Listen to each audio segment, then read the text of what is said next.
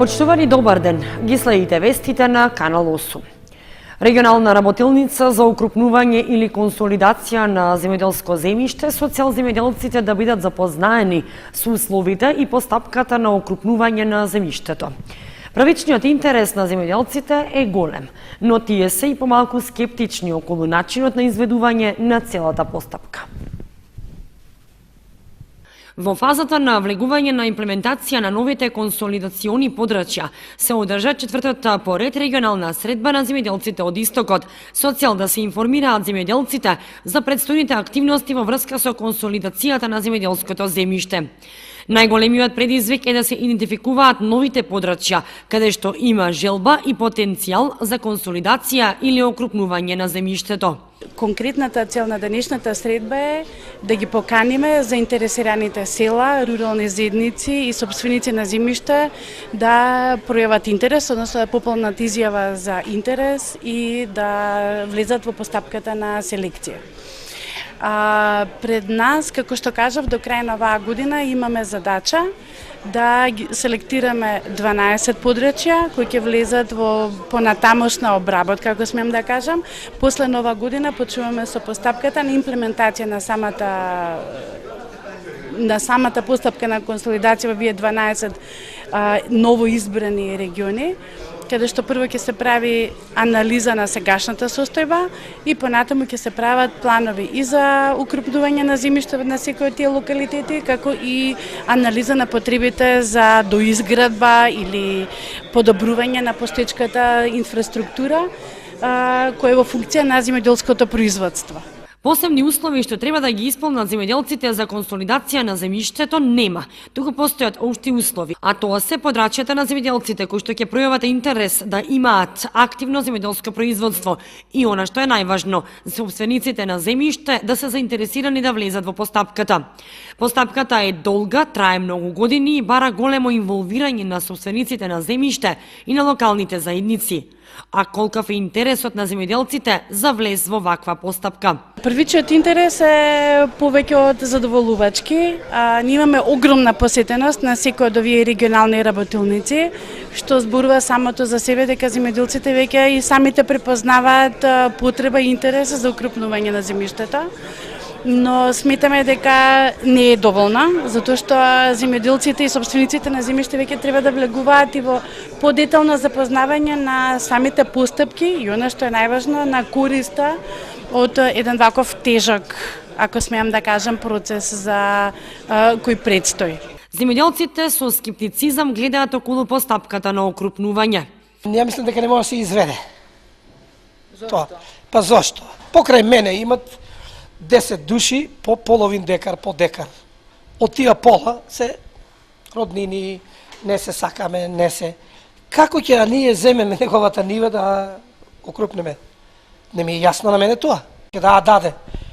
И да му плаќам ја или држава да рече ќе помогне, да сака да се направи. У таа аспект не можеме ние да го изведеме.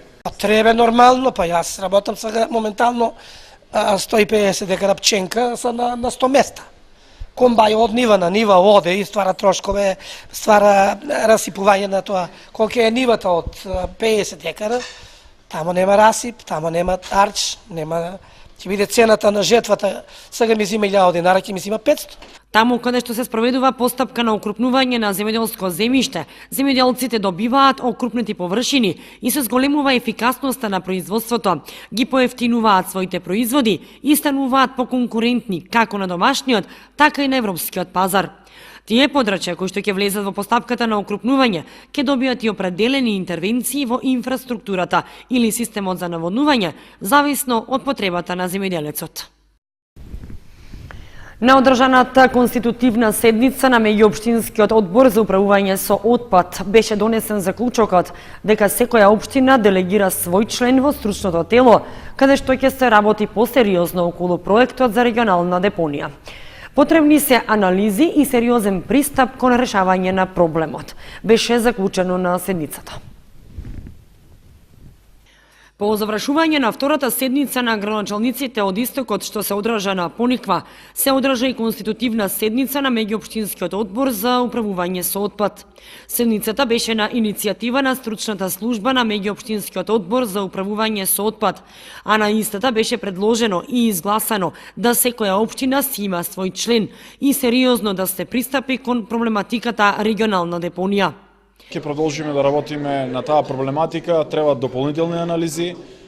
Предлогот што го дадов, го договоривме и го изгласавме да секоја општина делегира свој член во телото, во стручното тело, каде што ќе се работи многу посериозно во делот на депониите и за да можеме да дојдеме до конечни резултати и конечни решенија. Така што во овој момент не можам многу да кажам во однос на деталите за оваа работа, но можам да кажам дека ќе работиме напорно, ќе работиме сериозно, суштински да ги решаваме проблемите во делот на депонијата. За сега за деталите околу регионалната депонија не може да се зборува, рече Бочварски, и додаде дека овој проект е доста важен за сите вклучени општини од Истокот и треба да се пристапи сериозно. Вежба евакуирање на учениците при случај на пожар се одржа во основното училиште Никола Карев. Целта е да се види подготвеноста на учениците и наставниот кадар при елементарни непогоди. Во основното училиште Никола Карев во Кочани беше реализирана вежбовна активност за евакуација на учениците при случај на пожар или друга елементарна непогода. Во вежбата учествуваа сите 486 ученици со своите наставници и останатиот технички персонал. Значи, према утврдениот план за евакуација, по добивањето на звучниот сигнал, безпанично, заедно со своите наставници, учениците и наставниците од двата влеза на училишната зграда, треба што побезбедно и без паника да напуштат училишната зграда. По напуштањето на училишната зграда, значи зборното место е во училишниот двор, на повеќе наменското игралиште во склопот на школото Никола Карев Кочани. Препладнево ваква вежбовна активност беше реализирана и со учениците од прво до пето оделение и ги даде очекуваните резултати. Првата вежба имавме во 11 часот со учениците од прво до трето оделение со оделенска настава и можете успешно училишната зграда, учениците заедно со наставниците по утврдениот план за евакуација во рок на 30 секунди ја напуштија до безбедното место во училишниот двор учениците. Значи, по нивното преборување за 5 минути после тоа се вратија и продолжија со наставата. Сега исто така во 13:30 часот ќе ја правиме вежбената активност со учениците од 6 до 9 оделение. Во основното училиште Никола Карев вакви вежбовни активности со евакуација на сите ученици се реализира 2 пати во годината, со цел учениците и наставниот кадар да стекнат одредени сознанија и правилно да се однесуваат во случај на пожар и други елементарни непогоди. Според Андов, вежбата е согласно програмата за работа на училиштето за оваа календарска година и истата ги даде очекуваните резултати. Во Центарот за култура Бели Мугри синоќа беше одиграна представата Стюардеси во изведба на театарот при Домот на културата Иван Мазов од Кавадарци. Представата е една од најиграните комедии на сите времења во Европа, а сега и во Македонија, и предизвика голем интерес кај кочанската публика. Доста голем интерес кај кочанци предизвика представата Стюардеси, која што во изведба на театарот при Домот на културата Иван Мазов од Кавадарци беше изведена во Центарот за култура Бели Мугри. Станува збор за представа чиј текст е безвременски на францускиот комедиограф Марк Камолети, кој што е адаптиран на наши услови од страна на режисерот Диме Коцевски. Стюардеси е најиграната комедија на сите времења во Европа и го држи Гинисовиот рекорд на најиграна представа, која што е доста популарна и во Македонија. Во Кавадарци мислам дека трети пат се поставува, меѓутоа за прв пат вака на ваков начин, видно изменета и едно добри 20% и додадени работи во целиот текст за да допреме до некои денешни ситуации, нели, кои што денеска го тангират, нели, обичниот човек и кои што се интересни да се слушнат. Како комедија е можеби како најтешкиот жанр, комедија на ситуација. бара многу концентрација, бара многу следење на текстот, значи да, не дека не трпе импровизации многу, меѓутоа не е од тие представи во кои што можеш, во кои што актерот нели може да се опуште, па да си импровизира, да си додава премногу. Тука треба се држиш до нека одредена рамка и малце така нели да си ја искористиш таа актерска креативност, која што нели ќе ја подотера малку представата повеќе отколку што е самиот текст што го напишал Камолети. Коцевски додава дека на публиката повеќе од потребни им се комедиите отколку друг тип на представи, бидејќи по секојдневните стресови луѓето сакаат малку и да се опуштат со добро смеење. Комедијата е еден жанр кој што сите го сметат дека е многу лесен, нели, а е всушност најтешкиот жанр општо во театарот. Здраво е, јас некоја си моја филозофија ова, која што не значи дека треба да е или мора да е точна, а тоа е дека некаден 4-5 комедии се добри и после тоа да се стави на репертоар некоја драма, дали битова, дали трагедија, како што кажа. Здраво е да се направи еден баланс.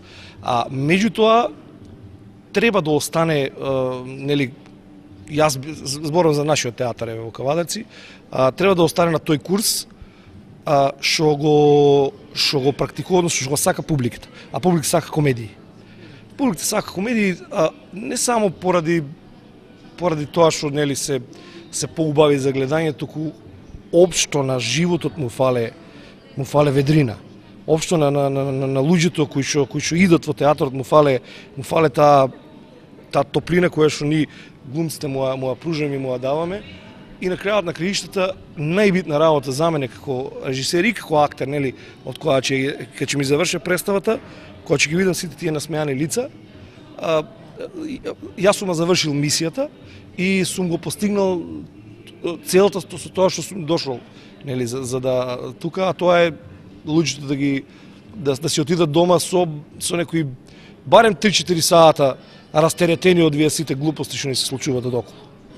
Стюардеси, освен во Кавадарци, е одиграна и во Кочани, Пробиштип, Скопје, Радовиш, а ќе следува представување и во Ресен и Гевгелија.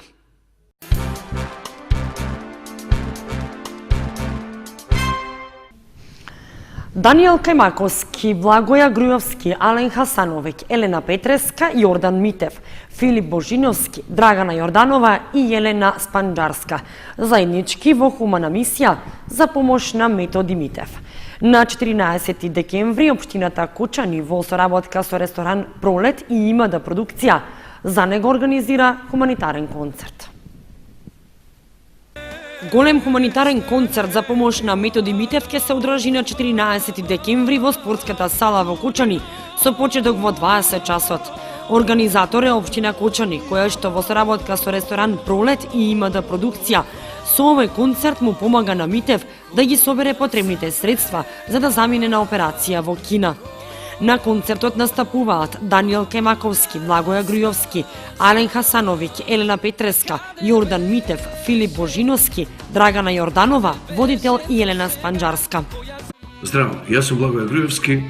Ве очекувам на 14 декември во Кочани на големиот хуманитарен концерт за Методи Митев. Да се дружиме, да се забавуваме и да бидеме хумани. Здраво на сите, јас сум вашиот Даниел Кајмаковски и сакам да ве поканам на голем хуманитарен концерт на 14 декември во спортската сала во Кочани. Се надевам дека ќе дојдете сите да помогнеме заедно за нашиот Методи Митев. Фала ви многу, се гледаме скоро. Чао! На Митев за операцијата му се потребни 28.000 евра, а ги собира веќе подолг период. Операцијата е закажана за март, бидејќи повеќе не може да се чека, од причина што болеста на Митев прогресира и се проширува на рацете. Митев, како и на досегашните акции организирани за него, ги моли сите хумани граѓани да присуствуваат на хуманитарниот концерт и да ја покажат својата хуманост. Сдруженијето на пензионери Кочани деновиве одбележува 45 години постоење. По тој повод организира голем концерт со настап на пензионери од Кочани, Кавадарци, Команово и Прилеп. Здруженијето на пензионери на Кочани деновиве ја одбележува 45 годишнината од постоењето и успешната работа и делување. Формирано во ноември 1972 година, Здруженијето прерасна во организација која во своите редови ги опфаќа пензионерите од општините Кочани, Зрновци, Чешиново, Облешево. Во изминативе 45 години, Кочанската пензионерска организација оствари значајни резултати на сите полења на действување, како што се стандардот на пензионерите, здравствената и социјалната заштита, одморот и рекреацијата, како и баинското лекување, како и на планот на културно-забавниот живот и спортот и спортската рекреација. Во оваа насока посебно активна е организацијата на жените пензионерки, која работи во состав на пензионерската организација, истакнува Ѓорги Серафимов, председател на Здруженијето на пензионери Кочани. Во Кочанската пензионерска организација се опфатени околу 6500 пензионери од трите општини од Кочанската котлина, со вкупно 15 ограници, од кои 8 се во градот и 3 во населените места на општина Кочани, 1 во општина Зрновци и 3 ограници во општина Чешиново, Облешево. Успешната соработка со општина Кочани резултираше со отворање на неколку пензионерски клубови во градот, кои се опремени со потребниот инвентар, а деновиве е ставен во функција и градскиот пензионерски клуб, во кој Здруженијето вложи собствени средства за негово реновирање и ставање во функција. Во оваа насока, председателот на Здруженијето посебно ја истакнува успешната соработка со општина Кочани во делот на обезбедувањето на локација за изградба на дом за стари лица, кој ќе има пред се регионален карактер.